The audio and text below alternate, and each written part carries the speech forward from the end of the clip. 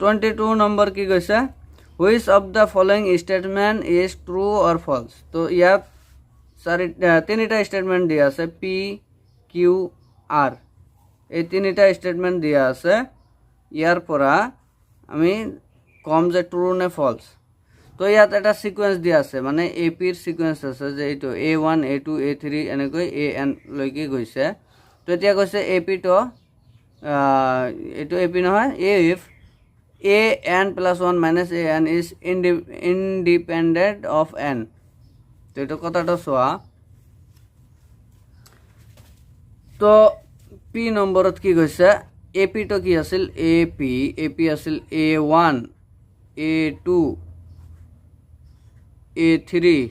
হৈছে এনেকৈ গৈ an লৈ হৈছে হয় না তো এতিয়া আমি জানো ap হবৰ কাৰণে কি হ'ব ap হবৰ কাৰণে কমন ডিফারেন্স সেম হ'ব লাগিব কমন ডিফারেন্স সেম হ'ব লাগিব হয় না গিভেন কি দিয়া আছে an plus 1 minus an is equal to d হ'ব নে নাই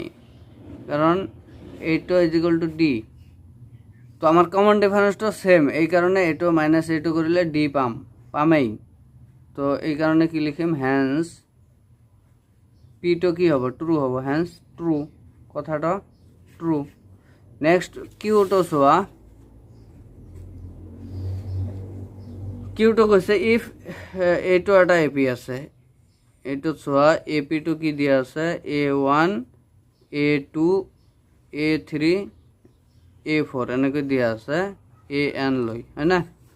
তো এতিয়া কৈছে with common difference d then আৰু কি কৈছে common difference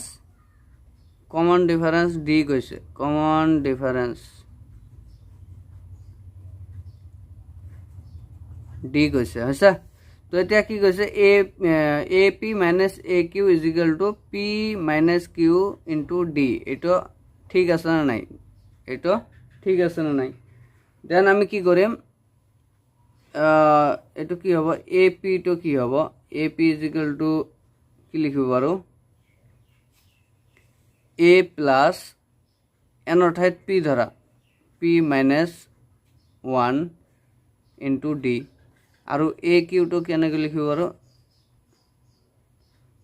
a plus q minus 1 into d আনে এটো কি কৈছে ap minus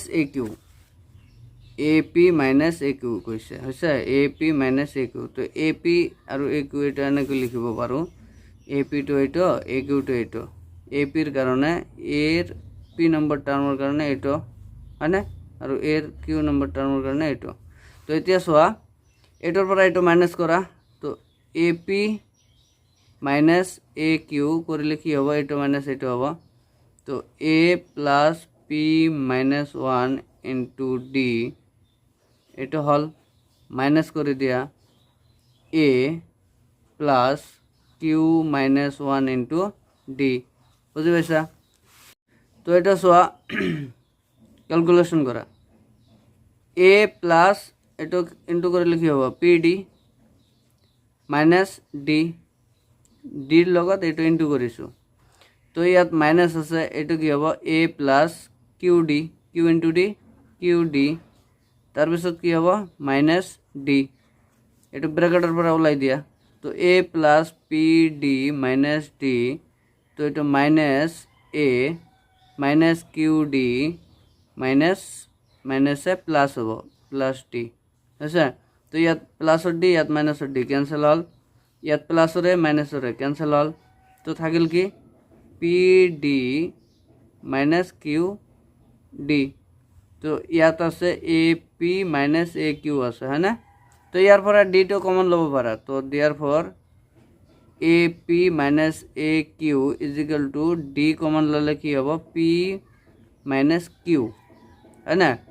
তো ইয়াত সোয়া কথাটো ঠিক আছে না নাই ap minus aq is equal to p minus q into d তো p minus q into d है ना তো কথাটো এটো ট্রু বুঝি পাইছা তো নেক্সট আর নম্বৰটো চোৱা কি কৈছে আৰ নম্বৰটোত কৈছে the nth term an of an AP with first term a and the common difference d is given by এইটো ফর্মুলাটো কৈছে যে an is equal to a plus n minus 1 into d তো ইয়াত তো কৈয়ে দিছে যে এইটো an nth টার্ম তার মানে লাস্ট টার্মটো কি আছিল an আছিল হয় না লাস্ট টার্মটো an আছিল আৰু কৈছে এপিৰ এ ফার্স্ট টার্মটো কি আছিল এ দিয়া আছিল কমন ডিফারেন্স ডি দিয়া আছিল তো এটোর দ্বারা কি আছে ফর্মুলাটো এটাই হয় হয় না তো এটাও ট্রু এই কথাটাও ট্রু তো আমার অ্যান্সারটা কোনটা হবে P is false Q and r are true p and q are true r is false